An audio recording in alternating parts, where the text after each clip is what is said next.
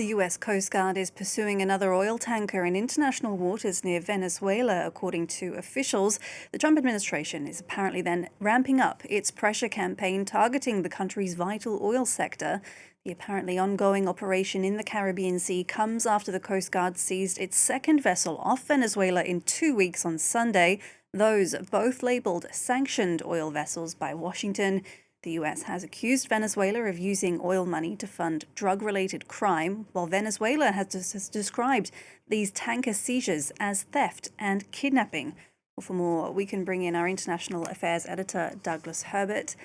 Doug, the US then is saying that this is an active pursuit. What more do we know about this third oil tanker? Well, what we think we know, or what the details are very muddled. We don't have a very clear picture of what's going on or what's behind these policies. What we do know, as you reported, is that there have been 2 of these seizures or attempted seizures of oil tankers in and around the waters off the coast of Venezuela over this past weekend alone, and 3 in the past week. So the first one was on December 10th. You remember it generated world headlines. Donald Trump had announced that he was going to be a ramped-up, muscular American policy in the Caribbean and the Eastern Pacific, a policy of seizing all oil tankers, sanctioned oil tankers, that is, tankers carrying oil from Venezuela that are under U.S. sanctions. Now, in this case, the tanker under active pursuit has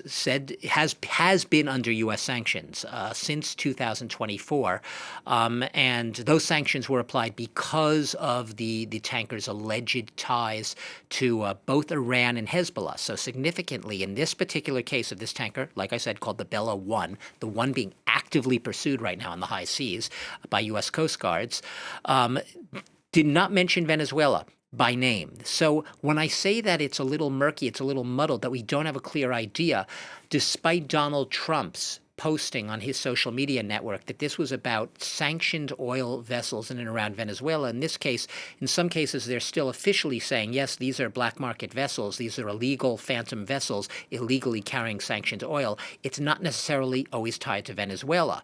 But this is where it gets tricky, because the U.S. administration has made very clear that it has that there's no love lost between Donald Trump and the regime of Nicolas Maduro. The Secretary of State, Marco Rubio, has made it so almost explicitly clear that he'd like to see Maduro out of power, which is why we've been talking about a lot of regime change.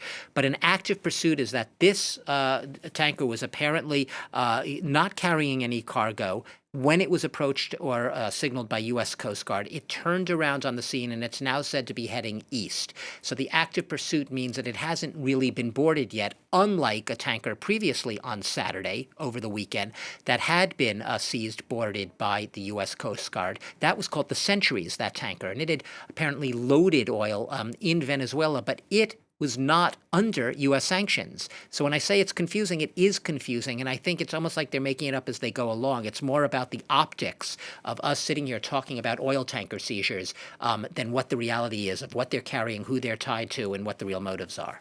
It adds to uncertainty over Donald Trump's policy regarding Venezuela in the region. You know, as you said, a clear ramping of pressure against Nicolas Maduro. Yeah, this is a pressure campaign. This we can say with a lot of editorial clarity and objectivity. This is a ramping up of a pressure campaign on the regime of Nicolas Maduro, a regime that Donald Trump has branded basically Maduro a drug kingpin at the head of an oil cartel, which he vehemently denies. And even people say that it's not a real cartel. It's more of sort of a shorthand for people who deal in oil.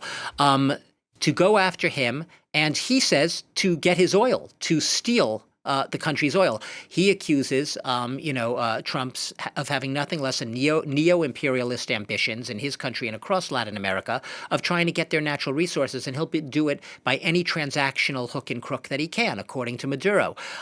Others say, but wait, didn't this start out as being about drugs? Isn't this about he's a drug cartel leader, right? He's a boss. This isn't about oil, is it? Well, it's about both and none and whatever works, in other words, towards that goal of this administration of getting Maduro from power. If seizing oil tankers is going to prevent that regime from being able to export the oil that it relies on for almost all of its revenues, if that's going to weaken him and ultimately force him from power, if that works, then so be it. Then the oil tankers will be part of the policy. But you're right.